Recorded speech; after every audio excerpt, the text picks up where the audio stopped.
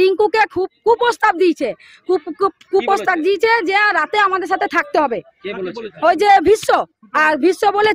বিশ্ব বলেছে বিল্লি ইউনিয়নের লোকের সাথে আমাদেরকে তোমাকে শুতে হবে, তুমি তো দেখতে সুন্দর, তাহলে তুমি আমাদের সাথে শোও, তাহলে তোমার কাজ খুলে যাবে। তাহলে সেই মেয়েটা হ্যাঁ রাজি না হওয়ার জন্য ও রাজি হয়নি, যেহেতু হ্যাঁ হুমকি দিচ্ছে বারবার, তুমি রাস্তাঘাটে বেরোতে পারবি না, এই করে দেবো ওই করে দেবো গতবারে। হ্যাঁ সেই জন্যই আত্মহত্যা করেছে। কি লজ্জার ঘটনা! আরো এক বাংলার মেয়ের আত্মবলিদানের কথা।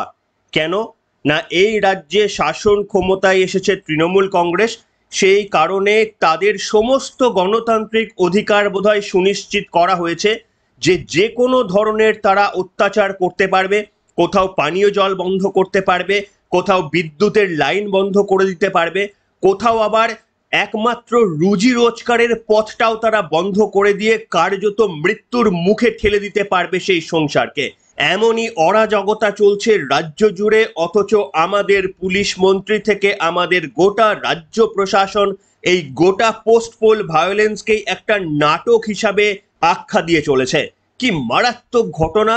নিশ্চিতভাবে এই ঘটনা বর্ণনা করতে গিয়েও নিজের লজ্জা হচ্ছে, আপনাদের শুনলেও কার্যত লজ্জা হবে যে দেখুন কিভাবে বাংলার মেয়ে বলা রাজ্যের মাননীয় মুখ্যমন্ত্রী মমতা বন্দ্যোপাধ্যায় তার রাজত্বকালে পশ্চিম বর্ধমানের দুর্গাপুরে একটা মর্মান্তিক ঘটনা ঘটে গেল এবং তৃণমূল কংগ্রেসের দুষ্কৃতীদের হাতে বা তাদের জন্য বাধ্য হয়ে আরো এক নারী কিভাবে তার জীবন বিসর্জন দিলেন, তার মর্মান্তিক কাহিনী আজকে আপনাদের সামনে তুলে ধরবো। চোখের জল হয়তো সামলানো মুশকিল হবে আপনাদের জন্য।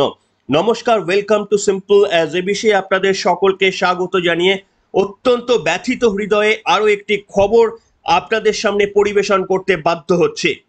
আনন্দবাজার অনলাইনে প্রকাশ হয়েছিল সেই খবর, স্বামীর কাজ ফিরে পেতে তৃণমূল নেতার সঙ্গে সময় কাটানোর শর্ত, নিজেকে শেষ করার চেষ্টা মহিলার। এবং দুর্ভাগ্যের বিষয় হলো এই যখন খবর আপনাদের সামনে করছি তখন জানা যায়নি যে তিনি আদতে জীবিত রয়েছেন না দুর্ভাগ্যজনকভাবে তাকে মৃত্যুর কোলে ঢলে পড়তে হয়েছে। তার কারণ আমাদের কাছে পাওয়া দুটি সূত্র দু রকমের কথা বলছে, কিন্তু আমরা বিশ্বাস করি যে তিনি এখনো জীবিত রয়েছেন এবং হয়তো তিনি আরো একবার সুস্থ জীবনে ফিরে আসবেন এই কামনাই করছি, তার কারণ ওই সূত্রটাকেই আমরা বিশ্বাস করার চেষ্টা করছি। তৃণমূলের একাধিক নেতার সঙ্গে রাত্রিবাস করতে হবে এক বধূকে, এই শর্তেই শুধুমাত্র ওই স্বামীর অস্থায়ী কাজ ফিরিয়ে দেওয়া হবে, এমনই নিদান ছিল শাসক দলের। সেই অপমান সহ্য করতে না পেরে কার্যত সুইসাইড নোট লিখে আরও এক বাংলার মেয়ে নির্মম রাস্তা বেছে নিলেন। ঘটনাটি ঘটেছে পশ্চিম বর্ধমান জেলার দুর্গাপুরে। কি ঘটনা না, দুর্গাপুরের একটি এলাকায় মদের ঠেক বসত প্রত্যেক দিন এবং এই মদের দোকান বন্ধ হোক এমনটাই চেয়েছিলেন রিঙ্কু অঙ্কুর, যিনি বাপি অঙ্কুরের স্ত্রী। 25 থেকে 30টা মদের দোকান ওই বিল্লি, সুকুমার আর সুনীল আর বাদল এরা সবাই চালায়, ওর পরিচালনা করে ওই মদের ঠেকগুলো ঘরে ঘরে। এরা টিএমসির নেতা নিজেকে বলে আমরা টিএমসির নেতা। আজ ভোটের আগে আমরা মদ দোকান বন্ধ করেছিলাম, এসডিও তে চিঠি লিখে, তার রিসিভ কপি আমাদের কাছে আছে। সেই করার পরে হাজার লোক আমরা সবাই মিলে আমরা মদ দোকান ভেঙেছিলাম। রিঙ্কু অঙ্কুর এবং বাপি অঙ্কুর থাকতেন দুর্গাপুরের নিউ টাউন থানার নবীন পল্লী এলাকায় এবং সেইখানেই দুর্গাপুরের একটি ইন্দো আমেরিকান মোড়ের বেসরকারি স্পঞ্জ আয়রন কারখানায় চাকরি করতেন বাপি অঙ্কুর। তার স্ত্রী এবং এলাকার মহিলারা অবৈধ মদের দোকানের বিরুদ্ধে প্রতিবাদ করেছিলেন এবং এতেই রুষ্ট হয়ে যায় শাসক দলের সেখানকার আশ্রিত কিছু দুষ্কৃতী। এবং অভিযোগ হচ্ছে ওই মদের দোকান ছিল সুকুমার বাউরি, বিল্লি এবং বিশু নামের 3 জন তথাকথিত সমাজ বিরোধীদের, যারা তৃণমূল কংগ্রেসের নেতা। এবং খুব স্বাভাবিকভাবে যখন রিঙ্কু অঙ্কুর এই মদের দোকান বন্ধের জন্য প্রতিবাদে নেমেছিলেন, শাসক দলের রোষের মধ্যে পড়তে হয় তার পরিবারকে। রিঙ্কু অঙ্কুরের হাজবেন্ড বাপি অঙ্কুরকে তার ছোট্ট চাকরি, কন্ট্রাক্টরের চাকরি স্পঞ্জ আয়রন কারখানাতে, সেটাকে হারাতে হয়েছিল।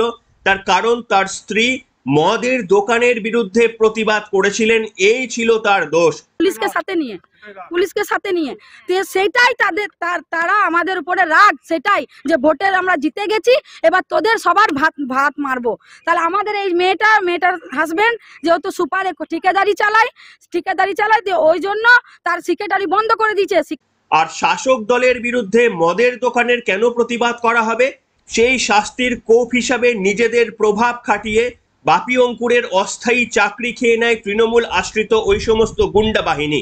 এবং যখন রিঙ্কু অঙ্কুর ওই তৃণমূল নেতৃত্বের কাছে দাবি করেন তার হাজবেন্ডের চাকরি ফিরিয়ে দেওয়ার জন্য, তখনই তার কাছে আসে কুপ্রস্তাব যে আপনাকে দেখতে সুন্দর, আপনি আমাদের যে তৃণমূল নেতৃত্বরা রয়েছে তাদের সঙ্গে রাত্রি যাপন করতে হবে, তাহলেই আপনার হাজবেন্ডকে চাকরি ফিরিয়ে দেওয়া হবে। এই কুপ্রস্তাবে লজ্জায়, ঘৃণায়, সামাজিক অপমানে মাথা হেঁট হয়ে যায় রিঙ্কু অঙ্কুরের, এবং ক্রমাগত এ নিয়ে তার কাছে চাপ বৃদ্ধি করতে থাকে তৃণমূল কংগ্রেস আশ্রিত গুন্ডা বাহিনীরা। এবং এই চাপ সহ্য করতে না পেরে অবশেষে একদিন গলায় দড়ি দিয়ে আত্মহত্যা করার চেষ্টা করেছিলেন এই রিঙ্কু অঙ্কুর। কিন্তু আত্মহত্যা করার আগে তিনি একটা সুইসাইড নোট লিখে যান যে তাকে বাধ্য করা হচ্ছে আত্মহত্যা করাতে। সমাজ বিরোধী কিছু তৃণমূল আশ্রিত দুষ্কৃতী বাহিনীর জন্য তাকে আজকে এই পথ বেছে নিতে হচ্ছে বলে তিনি লিখে গিয়েছিলেন। কি মারাত্মক ঘটনা, অথচ আমাদের মিডিয়া এখনো পর্যন্ত চুপচাপ। এ নিয়ে কেউ হয়তো একটা খবরও পর্যন্ত আপনাদের করেনি। আপনাদের শোনাবো এই রিঙ্কু অঙ্কুরের বান্ধবী অপর্ণা বাউরি তিনি কি মারাত্মক দাবি করছেন, তার পুরো বক্তব্যটা শুনুন, তাহলে যেটা আপনাদের সামনে এক্সপ্লেন করলাম সেটা সম্পূর্ণ পরিষ্কার হয়ে যাবে আপনাদের কাছে। শুনুন রিঙ্কু অঙ্কুরের বান্ধবী অপর্ণা বাউরি কি দাবি করছেন, শুনলে রোম খাড়া হয়ে যাবে। শুনুন। প্রতিবাদটা হলো আমরা নবীনপল্লীর বাসিন্দা। ওখানে উপর থেকে নিচে কোনো দিন কোনো উন্নতি হয়নি।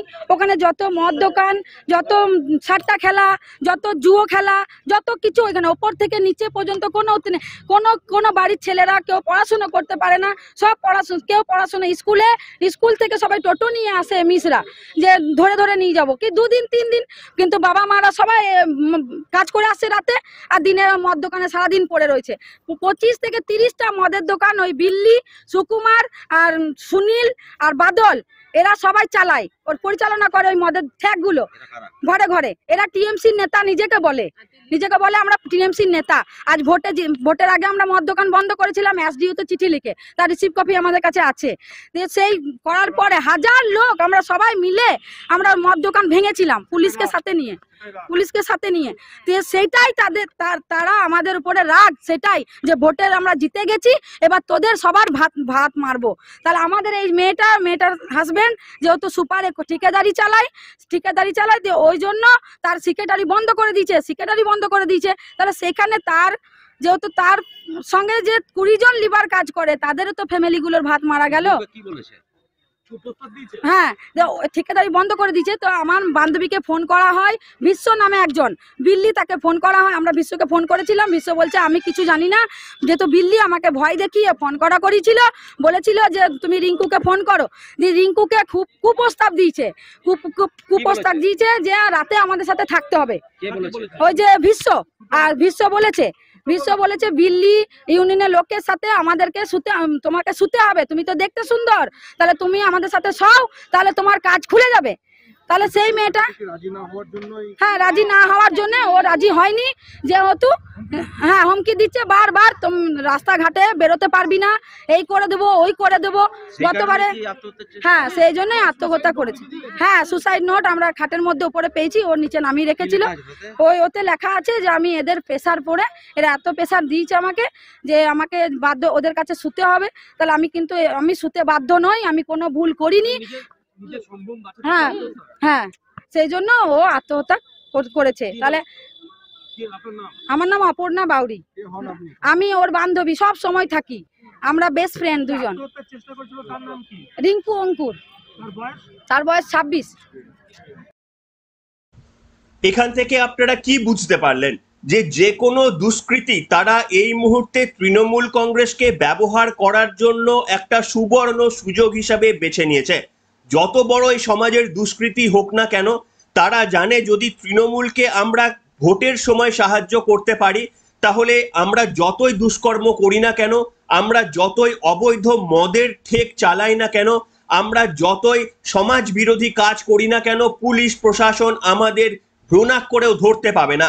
এমনকি যেহেতু আমরা শাসক দল করি, তাই যে কোনো সাধারণ মানুষের বধূ বা ঘরের লক্ষ্মীকেও যদি আমার পছন্দ হয়, তাহলে তাকেও আমি কুপ্রস্তাব দিতে পারি, কারণ পুলিশ আমার টিকিটই ছুঁতে পারবে না। যেমন সন্দেশখালী মডেল আমরা দেখেছিলাম, যে যারা যারা ভালো দেখতে তাদেরকে পিঠে বানানোর জন্য নিয়ে যাওয়া হতো। এই মডেল বোধহয় বিচ্ছিন্নভাবে পশ্চিমবঙ্গের বিভিন্ন জায়গায় ছড়িয়ে ছিটিয়ে রয়েছে। আর এতৎসত্ত্বেও পুলিশ প্রশাসন নিষ্ক্রিয় কেন? আপনি যদি শাসক দলের ঘনিষ্ঠ কেউ হন, তাহলে যত বড়ই অপরাধ করুন না কেন, পুলিশ প্রশাসন অবশ্যই আপনাদের বিরুদ্ধে কিছুটা হলেও নরম মনোভাবাপন্ন দেখাবে। এবং সেই কারণেই যে প্রতিবাদ রিঙ্কু বাউরি করেছিলেন, অবৈধ মদের ঠেক, তার লাইসেন্স ছিল কিনা আমরা বলতে পারবো না, সেই ঠেক বন্ধ করার জন্য যে প্রতিবাদ রিঙ্কু বাউরি করেছিলেন, পুলিশ প্রশাসনের যখন উচিত ছিল রিঙ্কু বাউরির পাশে দাঁড়ানোর, তাহলে একদিকে যেমন মদের ঠেক বন্ধ করা যেত, তেমনি আবার এই রিঙ্কু বাউরির আত্মহত্যার মতো ঘটনাকে ঠেকানো যেত। কিন্তু রাজ্য পুলিশ প্রশাসন তখন কোনো পদক্ষেপ না নেওয়ার ফলে জয় হলো আরো একবার আমাদের সমাজের তৃণমূল আশ্রিত দুষ্কৃতকারীদের, এবং তারা আরো একবার শেষে বিজয়ের হাসি হাসলেন, এবং তাদের এই হাসি আরো এক পরিবারের এক লক্ষ্মীকে জীবনে বিপর্যয় ডেকে আনলো। হয়তো ইনিও মাসে মাসে 500 বা 1000 টাকার লক্ষ্মীর ভান্ডারের সাবস্ক্রিপশন ছিল আমাদের এই রাজ্যের তরফ থেকে। কি বলবেন বন্ধুরা, এই বিষয়ে আর একটিও শব্দ ব্যয় করার কোনো ইচ্ছা বা প্রবণতা আমার নেই। তার কারণ যে মারাত্মক এবং নিন্দনীয় ঘটনা ঘটে গেছে, তা নিয়ে সকলের সোচ্চার হওয়া উচিত, প্রতিবাদ জানানো উচিত। আজকে ওই অঙ্কুর পরিবারের যে ঘটনা ঘটেছে, এই ঘটনা পশ্চিমবঙ্গের বিক্ষিপ্তভাবে বিভিন্ন জায়গায় ঘটছে, অথচ পুলিশ প্রশাসন কার্যত নিরুত্তাপ। এই জঘন্য কাণ্ডের জন্য ধিক্কার জানিয়ে আজকের প্রতিবেদন এখানে শেষ করব, এবং যারা আপনারা সংবেদনশীল মানুষ রয়েছেন, অন্তত একটাবার প্রতিবাদ করবেন, ধিক্কার জানাবেন, এবং যাদের বিরুদ্ধে প্রতিবাদ করে সুইসাইডের মতো একেবারে মারাত্মক পথ বেছে নিতে বাধ্য হলেন বা যারা বাধ্য করালেন, সেই সমস্ত পাপীদের নরকেও ঠাঁই হবে না, এই কামনা করে আজকের পর্ব এখানেই শেষ করব।